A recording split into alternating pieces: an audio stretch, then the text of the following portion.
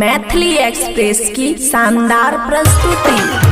बाबा हो बाबा लगबा जोगार काम नहीं करे छ हथियार आगा भाई सबरा गिला गेला याने सब दुख दूर क्या देबो रे।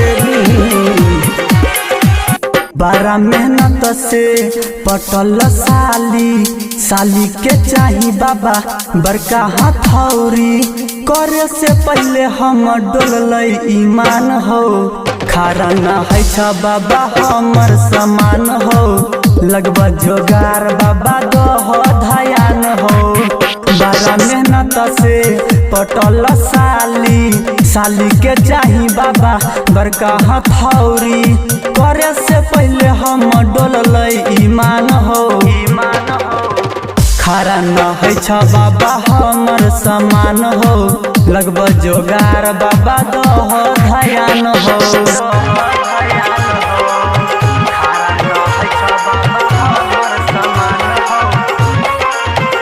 खुशी रिकॉर्डिंग स्टूडियो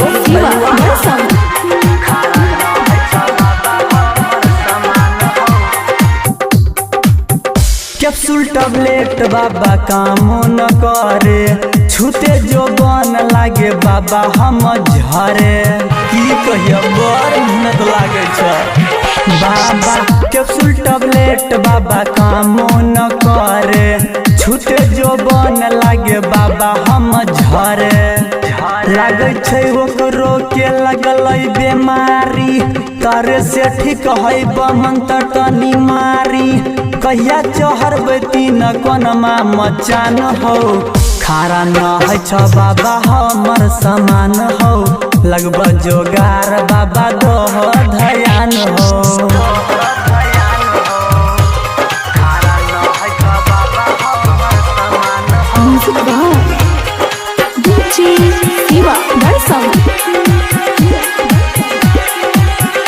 खुशी रिकॉर्डिंग स्टूडियो बलुआहा। चढ़ल जवानी हमर है छै बर्बाद हो कहिया लेबै बाबा साली के सवाद हो आइ तो कहियो न चखले छी हो बाबा।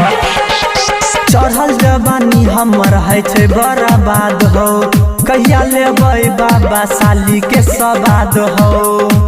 कृष्णा तूफानी खूबे लै छै हो माजा राइटर करना के दहो कुछ दाबा सब दिन रखबा बाबा तोहर मान हो खारा न है छ बाबा हमर समान हो लगबा जोगार बाबा दह धयान हो। बारा मेहनत से पटल साली के चाही बाबा बड़का हथौरी करे से पहले हम डोललै ईमान हो खारा न है छ बाबा हमर समान हो लगबा जोगार बाबा दह धयान हो। खुशी रिकॉर्डिंग स्टूडियो बलुआहा।